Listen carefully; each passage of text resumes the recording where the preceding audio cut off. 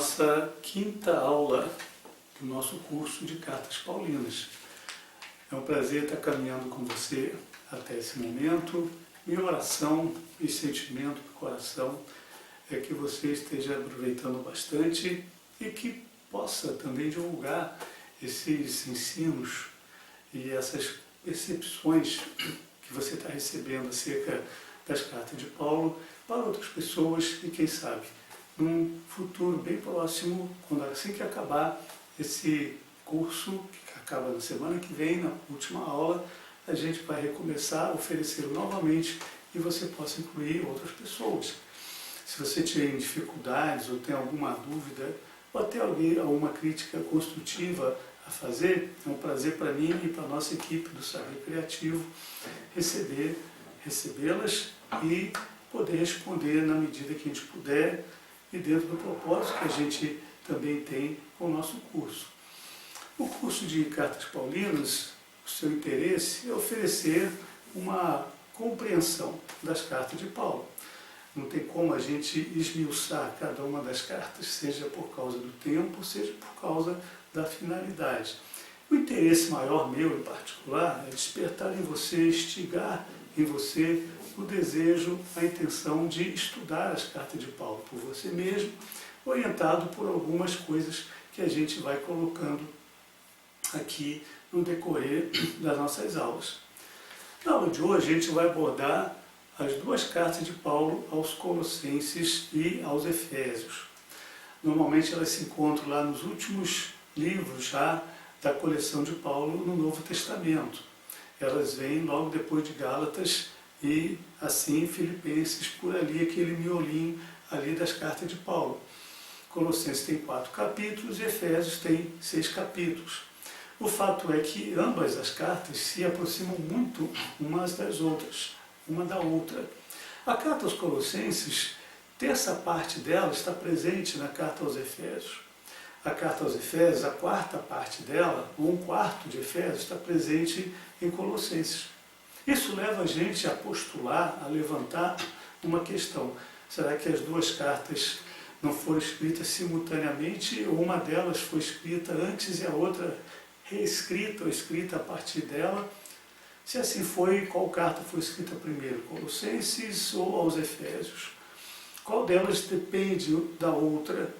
Ou será que Paulo, quando escreveu uma e estava pensando em certos assuntos, e depois então ele escreve a outra, quando também desenvolve ou amplia mais esses assuntos? Sendo assim, a gente pensaria que Paulo escreveria da menor para a maior, então de Colossenses para Efésios. Ocorre que algumas palavras, expressões e até porções de texto são tão semelhantes e até iguais entre Colossenses e Efésios, que a gente fica se perguntando por qual motivo Paulo teria copiado porções de uma e outra para desenvolver depois o seu assunto, o seu tema, que é tratado em ambas, afinal de contas. Então, a gente tem esse primeiro ponto aí interessante e que, inteligentemente, a gente deve examinar nas duas cartas, talvez até estudá-las conjuntamente, uma iluminando, trazendo certas ideias, certa luz sobre o texto da outra.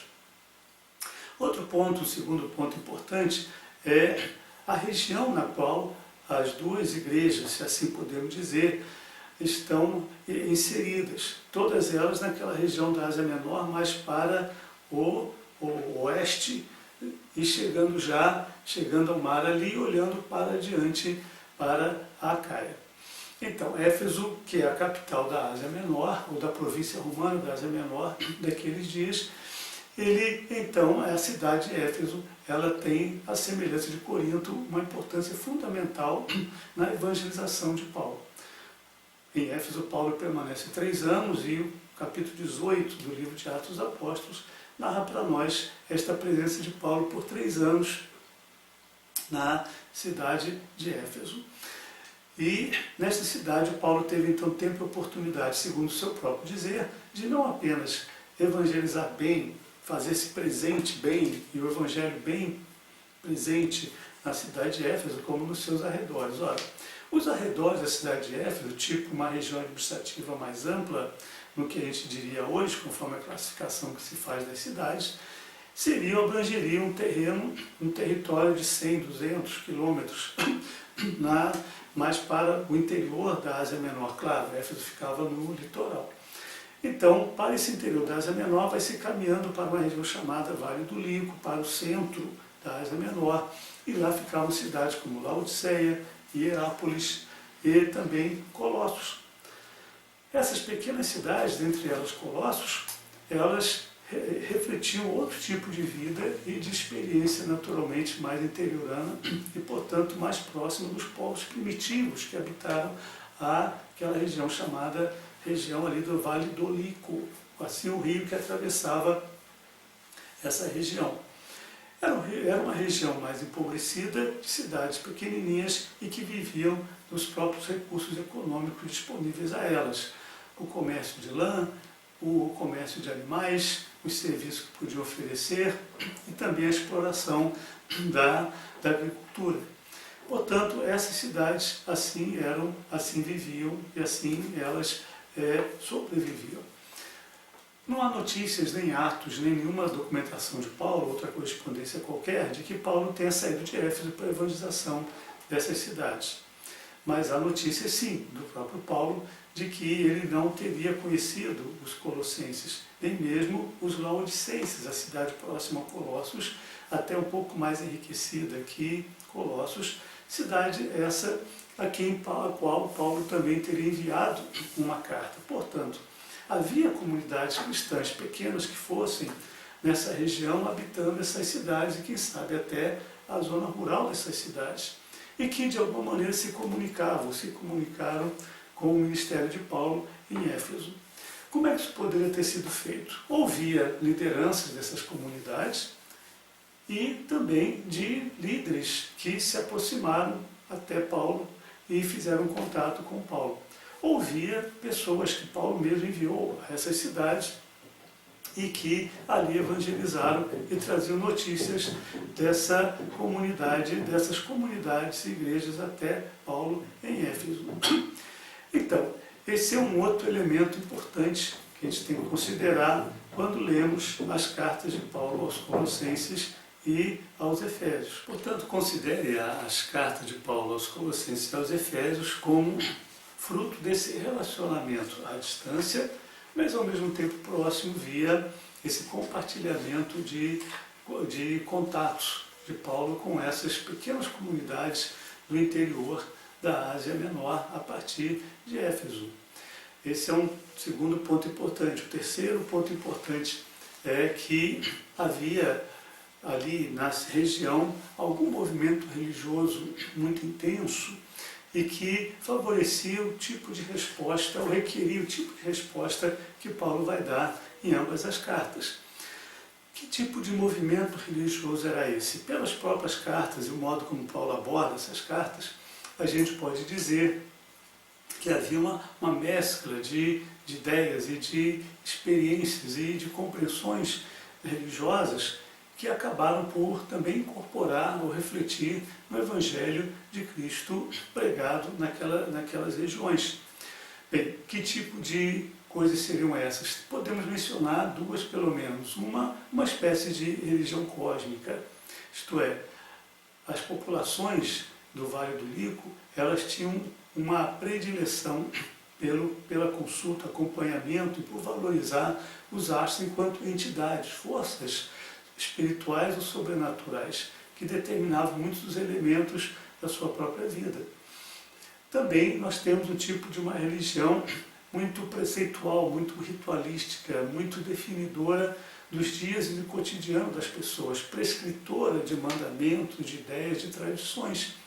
Isso tanto podia ser verdade a respeito do judaísmo que estivesse presente ali, quanto muito mais verdade a respeito de certas religiões não judaicas mais originárias daquele ambiente que estava manifestada por ali. Então, como é que Paulo introduz como falar de Cristo a partir da conversão, a partir da aceitação, da adesão de Cristo nessas regiões? Se não foi Paulo quem falou diretamente de Cristo a eles, foram outros que pregaram, esses outros poderiam ter dificuldade de lidar com esse tipo de situação ou de contexto religioso, cultural, presente naquele lugar. Por outro lado, Paulo então serve-se disso para oferecer a sua orientação e mais que isso, Paulo serve-se disso para apresentar uma visão bem diferente do que ele menciona, ou elabora o trabalho, constrói nas suas outras correspondências com outros lugares, com outros contextos. E aí eu quero que você preste atenção no tipo de pessoa que o Paulo ele se apresenta nessas duas cartas. A gente muitas vezes pensa em Paulo apenas como o evangelizador, aquele que planta igrejas, que constrói igrejas, que funda igrejas. A gente não pensa às vezes de Paulo como aquele que reflete a partir de contextos e que de certo modo modifica ou reelabora o seu próprio evangelho, sua própria apresentação de Jesus Cristo para esses contextos. Isso tem deixado os estudiosos de Paulo um tanto confusos. Como é que o Paulo que fala essa linguagem tal e tal e tal em Coríntios ou Romanos, depois ele muda essa linguagem completamente para falar do Evangelho tal e tal e tal na carta aos Colossenses e aos Efésios? Como entender que seja o mesmo Paulo? Para muitos, de fato, deixa de ser o mesmo. Para outros, basta apenas dizer que Paulo responde a contextos diferentes e reelabora sobre si mesmo. Refaz-se a si mesmo e constrói sobre si mesmo. Eu quero dizer com isso que Paulo se torna um belo exemplo, um belo espécime do tipo de cristãos e de líderes cristãos que nós podemos ser, quando nós não ficamos presos apenas a certos padrões herdados, aprendidos e às vezes ensinados, inclusive no nosso próprio curso teológico que a gente faz, e quando nós somos capazes de refletir e de elaborar e de se refazer muitas vezes a partir de novas ideias, novos influxos e novas experiências que nos desafiam a falar de Cristo nem sempre da mesma maneira, da mesma linguagem, do mesmo modo. Assim, Paulo é esse exemplo para nós.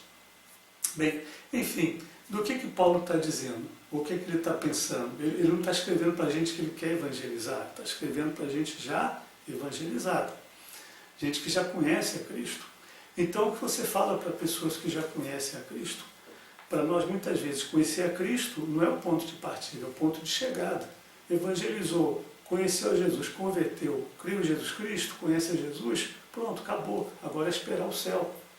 Mas esse é um erro enorme que a gente comete, porque conhecer a Cristo é o ponto de partida para prosseguir em conhecê-lo. Conhecer a Cristo, ou ser evangelizado por Cristo, é o ponto de partida para daí em diante entender como viver essa vida em Cristo. E é esse exatamente o ponto de confusão, de dificuldade, de discussão que as duas cartas de Paulo, aos Colossenses e aos Efésios, trata de expor para o próprio Paulo e para nós privilegiados em ler ambas as cartas, as pequenas cartas escritas por Paulo. Observe, por exemplo, que Paulo então tenta agora mostrar uma coisa importante. Olha, vocês creem em Cristo, sabem que Ele morreu por vocês, mas Ele fez mais do que isso. Quando Cristo morreu, Ele também ressuscitou. E quando ressuscitou, Ele subiu para a glória do Pai. Para Paulo, a glória do Pai, em que Cristo entrou, não é somente uma realidade espiritual. Para ele se torna uma realidade também espacial, digamos até física. Um lugar onde Cristo se assenta, um lugar a partir do qual ele exerce um domínio ou uma pressão sobre as demais coisas. Paulo então insere Cristo na estrutura, na estratégia plena da criação de Deus. Deus criou todas as coisas e deu um lugar para cada uma delas. E para Cristo também há um lugar nessa criação. Qual é o lugar de Cristo na criação? O cabeça de todas as coisas. Então esse Cristo histórico que ressuscita, que é glorificado, que assenta-se à direita do Pai, agora ele também tem um lugar em toda a criação, aquele que é o cabeça e como cabeça aquele para o qual toda a criação vai e a partir de quem toda a criação encontra a sua ordem e definição. De qual criação Paulo está falando? Ele não está falando só da natureza, como nós a conhecemos, está falando do cosmos, como a gente olha por um telescópio e vê os astros, estrelas e planetas. Ele está falando de um modo de ver todas as coisas. Então, olha só, quando Paulo escreve aos Colossenses e aos Efésios, isso para mim é uma das visões mais belas que Paulo poderia oferecer à fé cristã e das muito menos exploradas na nossa fé. Ele está dizendo que Cristo, quando assumiu toda a sua plenitude, também assumiu a plenitude da criação. E ele então passa a exercer um governo, um domínio que abrange toda a obra que Deus fez. Portanto, Cristo agora é esse governador, esse que exerce uma cabeça de governo ou uma forma de governo sobre tudo que existe. Esse é um ponto importante que a gente tem que entender quando Paulo elabora sobre o significado de Cristo para os Colossenses. Ele quer que eles o vejam dessa maneira, alguns diriam maneira cósmica, de entender a posição de Cristo. Essa maneira cósmica traz importantes repercussões para o modo de viver, então, dos Colossenses e dos Efésios, no seu ambiente, no seu dia a dia. Se assim é, eles devem primeiro se prender a Cristo e, a partir de Cristo, reorganizar a sua presença, a sua existência e a sua experiência no mundo, mesmo na sua cotidianidade, mesmo no seu dia a dia, e nas coisas que afetam cada um desses dias. Algo como Paulo dizer assim: se vocês estão em Cristo, pensem nas coisas que são do alto, onde Cristo está sentado e tudo mais, e não nas coisas que são de baixo e tudo mais. Muita gente interpreta isso como um rompimento entre as coisas cá de baixo e as coisas lá de cima. Muitos cristãos, inclusive, entendem que eu devo ficar pensando só nas coisas celestiais, nas coisas ditas, então, confundidas como espirituais, esquecendo-me das coisas que estão aqui. Muita gente relaciona esse pensamento de Paulo, essa distinção entre as de cima e as de baixo, com aquela outra distinção de Paulo aos Coríntios, as coisas que são da carne, as coisas que são de cá de baixo que são da carne, as coisas lá de cima que são do Espírito. Aí faz uma fusão e faz, eu diria, uma confusão muito grande entre os diversos pensamentos do apóstolo Paulo. O que o Paulo está dizendo é que sim, de fato, a gente deve pensar de Cristo não só como aquele que morreu por nós, mas aquele que governa todas as coisas. E que do ponto de vista desse governo, essas coisas de baixo também devem ser devidamente administradas por nós. Tanto isso é verdadeiro que o seguinte, a sequência, a consequência disso para Paulo, não é um reordenamento do mundo espiritual, ou do mundo celestial, ou do cosmos, como a gente seria capaz de imaginar, e que muitos tratados depois vão usar esse pensamento de Paulo para desenvolver isso, tipo os gnósticos e outros esotéricos cristãos. O que Paulo vai fazer vai ser uma coisa muito simples. Portanto, diz Paulo em Colossenses a partir do capítulo 3, ou em Efésios a partir do capítulo 4, portanto, se é assim, aí ele vem falar de coisas muito simples. Por exemplo, como é que deve ser a conversa de uma pessoa com a outra. Ele vai tratar da questão, por exemplo, da mentira, não mintam mais uns aos outros. Ele vai tratar a questão simples como o trabalho. Trabalhem para poder ter como sustentar vocês e aos outros. Paulo vai tratar de questões do convívio familiar, como é que maridos e mulheres devem se tratar em casa, filhos e pais, irmãos e irmãs, senhores e escravos, tudo isso que compõe o oikos, compõe a família da época, compõe o ambiente mais imediato no qual alguém pode falar das coisas aqui de baixo, é disso que Paulo vai tratar. Sempre do ponto de vista de que o cristão tem um Senhor, acima dele o Senhor no céu, o Senhor de todas as coisas. E esse senhorio abrange tudo que ele faz aqui e agora, tudo que ele realiza, tudo que ele compõe, tudo que o compromete nessa vida.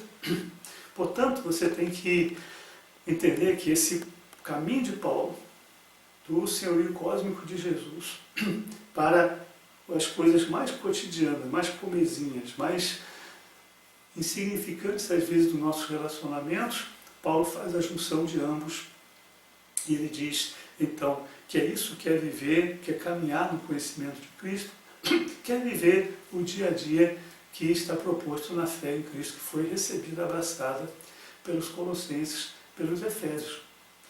Agora você está em condições de ler as duas cartas, procurar nosso texto explicativo na sua aula dessa semana, ler ambas as cartas e se aproximar melhor desse conteúdo. Daqui a pouquinho você pode acessar nossa videotarefa e lá realizar a sua atividade também. Então, vamos nos encontrar daqui a pouco lá.